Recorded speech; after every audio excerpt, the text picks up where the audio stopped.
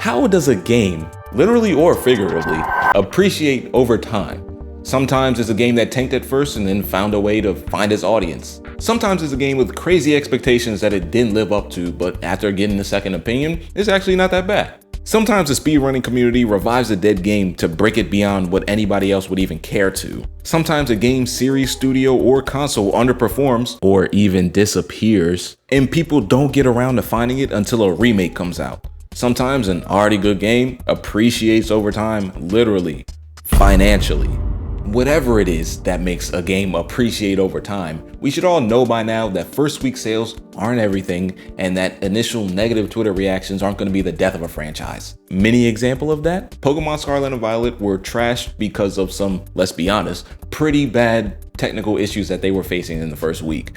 Now, Pokemon Scarlet and Violet have outsold Pokemon Gold and Silver, the game that came directly after the craze that was Pokemon Red, and that was top 3 all time in Pokemon game sales. Pokemon Scarlet is top 3 and one of the highest grossing franchises of all time. I should have said of all time.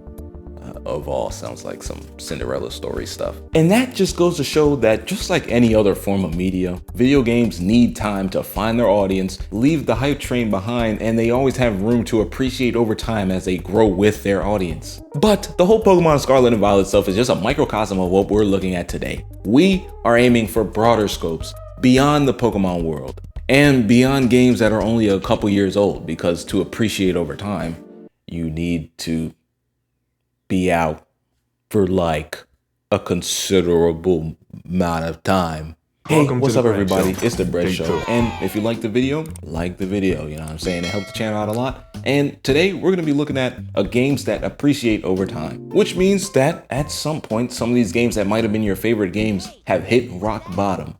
But you know what they say, when you hit rock bottom, the only really way to go is up. And I'm not gonna lie to y'all, I sat here for a considerable amount of time, more time than I would like to admit, trying to make a connection, a witty connection to Earthbound from rock bottom, but I couldn't. So now we're here, Earthbound.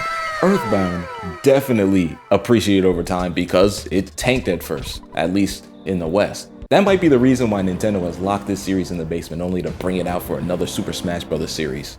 Of course, it's kind of hard to pinpoint one reason why something might tank, but I got 3 reasons why it could have tanked. Number 1 being the games were a year delayed in the West, so by the time it got to America, the graphics were already dated. Also, when it got to America, the promotional pieces and advertisement around it was just a lot of fart jokes and stuff. But, you know, the famous line is, "This game stinks." I guess they had the impression that American kids love, shit jokes.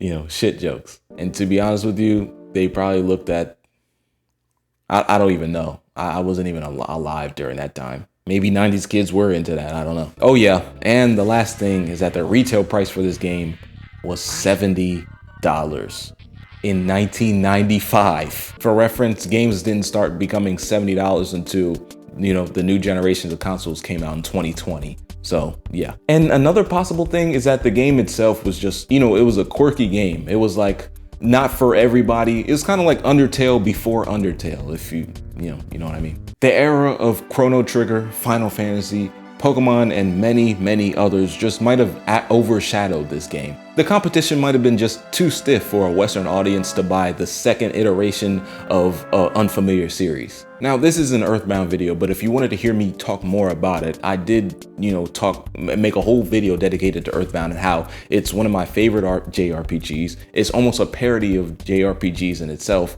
and video games almost, and it's seemingly hated by its own trademark holders.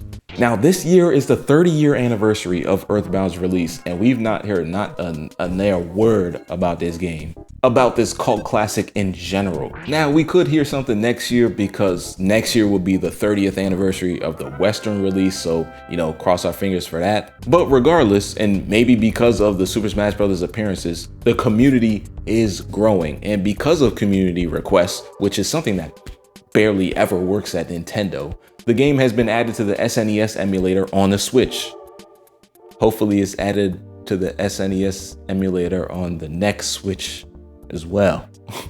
Either way, It's sensational. And Earthbound is a game that will remain alive and appreciating over time as long as content creators and the audience just generally cares about it. This means that yes, Nintendo will come out with official emulators for the game like they have back in February, I think of this year or last year, or one of those Februarys. But for the community, this means ROM hacks and, Japanese translations are gonna be easier to play. Plus, I've always felt like it added a little mystique because it is so hard to play and the game is 30 years old and it's still relevant to this day. But no, we're getting Pikmin 4 and then Paper Mario re-releases. Are the streets asking for a long Earthbound retrospective video on the way? Even though I've never done those before, who knows? Maybe. Hey, I had to talk to upper management. But either way, Earthbound in the Mother series hasn't been touched in decades. It started from rock bottom. But if you can only go up after hitting rock bottom, then you can only go down if the expectations were just too high to begin with. And that's the case for Sonic Generations. And we will make an exception for Sonic to join the Nintendo crew just for this video. Maybe, because this one just made sense. The marketing budget for this game back in 2011 was ridiculous. Sonic 2D and 3D versions were merging and crossing dimensions way before Marvel did it with Endgame. Whether 2D or 3D, Sonic has been around for a minute, so this appealed to a lot of different generations of players. Appeal to the audience was crazy, but it had to be. Sonic 06 dropped in 06. And that game disappointed a lot of people and became one of the most trash games of all time, with the Sonic bestiality and all. So I think it's safe to assume that people weren't ready to drop $60 for the pre-order for this game. Hence why the marketing for Sonic Generations had to be crazy. And it also doesn't help that Uncharted 3 was set to release that same weekend. This was like 50 Cent dropping Curtis the same day that Kanye West dropped Graduation. It was just two hyped albums and the better one just overshadowed the next one completely, no matter how good it was. An immediate competition just blew one of them out the water for both of these situations. But now Sonic Generations has appreciated over time.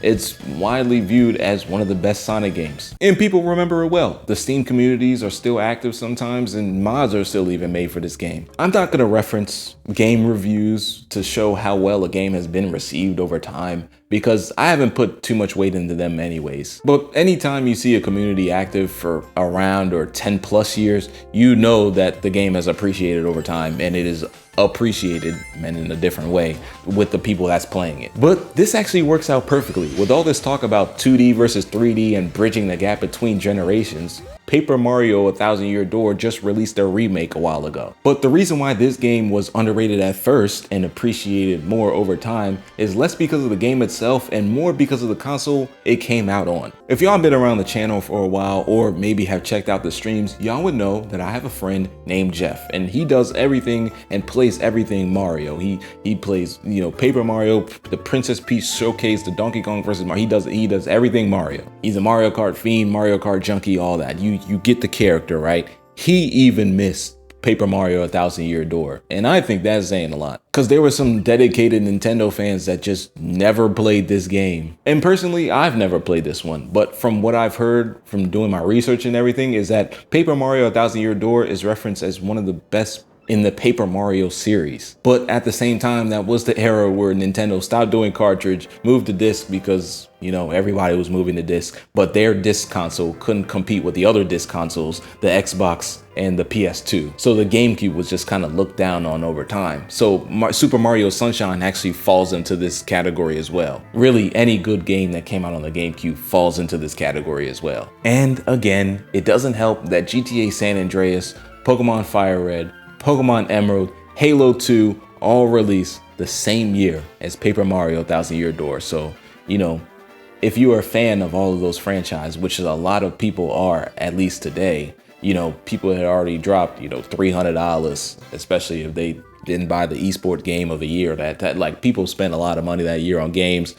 I could understand if people didn't shell out whatever for Paper Mario: Thousand Year Door. So with all that being said, Paper Mario was not gonna get the initial buzz. But now, Paper Mario has appreciated over time. It has way more of a fan base. It has 5 games, and 1,000 Year Door is still seen as one of the best. The remake just came out, so that must mean that, the community is much bigger than the Earthbound community, right? Because they got a remake, right?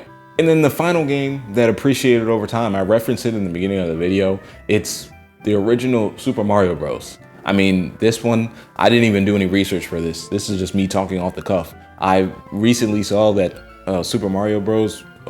Not recently, but over the last couple of years, it sold for like a crazy price. I'm pretty sure it got into the hundreds of thousands being sold, you know, at an auction. And I mean, I also heard that there was some, you know, shady business stuff that was going around that, but still, that number is a pretty high number. That game literally appreciated over time. And the thing is, I don't even have to go into how it appreciated over time. It was already in a legendary. It was already a legendary game, and then people just shelled out a lot of money for it. So financially, literally, it appreciated over time. After inflation and being so far removed from the 80s, the longer, you know, it goes while being remembered, it's still gonna appreciate. It's still appreciating. But yeah, that's today's video on what Nintendo games appreciated over time. If you liked it, like the video. If you like this video, then you are probably gonna like all of my other videos, because I post a lot of stuff like this. I post a lot of talking videos. I even have a couple gaming videos, and hop into the streams. You know what I'm saying? I'll be playing a whole bunch of games that aren't even Nintendo. Sometimes they are, sometimes they're strategy games. Sometimes I'm playing Yu-Gi-Oh! Who knows what I'm doing in the stream? Just hop in the streams, you feel what I'm saying? And you can meet Jeff and Dex and all the other people that I be streaming with. So, yeah. Thank y'all for watching this video. Thank y'all for staying this long. Make sure you check out some more of my stuff. And spread love, give inspiration in all you do, and peace out.